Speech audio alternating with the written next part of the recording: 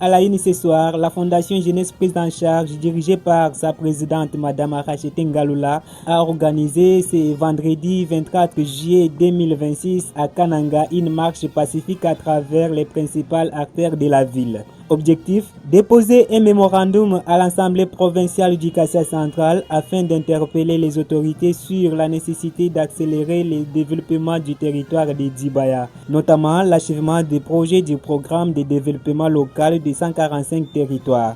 Partis dans une ambiance calme et citoyenne, les manifestants ont parcouru plusieurs avenues de Kananga avant de rejoindre le siège de l'Assemblée provinciale. Munis de pancartes et scandales de messages en faveur du développement de Dibaya, ils ont exprimé leur volonté de voir les projets initiés par le gouvernement se concrétiser dans leur territoire. Le mémorandum remis aux élus provinciaux reprend les principales recommandations formulées lors de la récente table ronde sur le développement de Dibaya. Les signataires plaident notamment pour la finalisation des infrastructures inachevées, la réhabilitation des routes, le renforcement des secteurs de la santé et de l'éducation, le soutien de l'agriculture ainsi que la promotion de l'emploi des jeunes et de l'entrepreneuriat. Suivons Mme Arachete Ngaloula, présidente de cette fondation. Monsieur le président de l'Assemblée provinciale, réunis en table ronde sur le développement de Dibaya, le samedi 18 juillet 2026, les filles et fils de Dibaya, les leaders communautaires, les représentants de la société civile, les jeunes, les femmes, les opérateurs économiques et les personnalités engagées pour le développement de notre territoire ont examiné les principaux défis auxquels Dibaya est confronté. À l'issue des travaux, nous avons adopté le présent mémorandum afin de porter à votre connaissance les préoccupations de la population ainsi que les recommandations provisoires pour le développement de notre territoire. Constat. Plusieurs projets de programme de développement local de 145 territoires restent inachevés ou n'ont pas encore été exécutés dans plusieurs localités du territoire de Dibaya. Les infrastructures routières demeurent dans un état de dégradation avancée limitant les échanges économiques.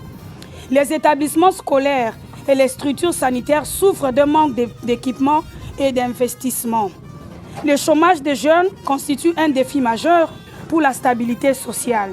L'absence de centres modernes de formation professionnelle limite l'employabilité des jeunes.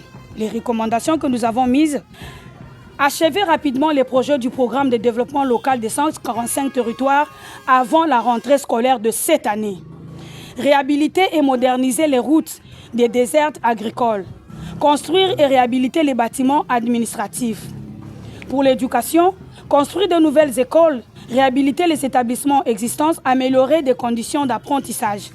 Et pour la santé, moderniser les centres de santé, assurer un approvisionnement régulier en médicaments essentiels, renforcer les ressources humaines des structures sanitaires. Et pour l'agriculture, c'est un programme spécial d'appui aux agriculteurs, fournir des semences améliorées et des équipements agricoles, créer des centres de stockage et de transformation. Et pour nous, la jeunesse, créer des centres de formation professionnelle, financer les projets des jeunes entrepreneurs, accompagner des initiatives génératrices d'emplois. Appui aux femmes, créer un fonds microfinance destiné aux femmes commerçantes et faciliter l'accès au crédit.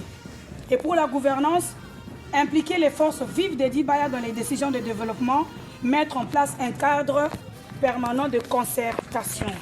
Les participants à la table ronde de Dibaya réaffirment leur disponibilité à accompagner les autorités dans toutes leurs initiatives visant le développement du territoire. Ils s'engagent à promouvoir la paix, l'unité, la cohésion sociale et la participation citoyenne. En conclusion, le territoire de Dibaya dispose d'importantes ressources humaines et naturelles. Avec un accompagnement adéquat des pouvoirs publics et de vous, il peut devenir un véritable pôle de développement du Kasai central. Nous espérons que le présent mémorandum retiendra votre attention et donnera lieu à des actions concrètes au bénéfice de la population de Dibaya. Fait à Kananga pour le comité de la Fondation, Mme Arachete Ngaloula, la présidente de la Fondation. Merci. Après réception du document, le président de l'Assemblée provinciale a salué le caractère pacifique de cette initiative et a rassuré les manifestants quant à la prise en compte de leurs préoccupations. Suivons Monsieur le président de l'Assemblée provinciale. Merci beaucoup. Nous avons suivi la lecture de votre mémo.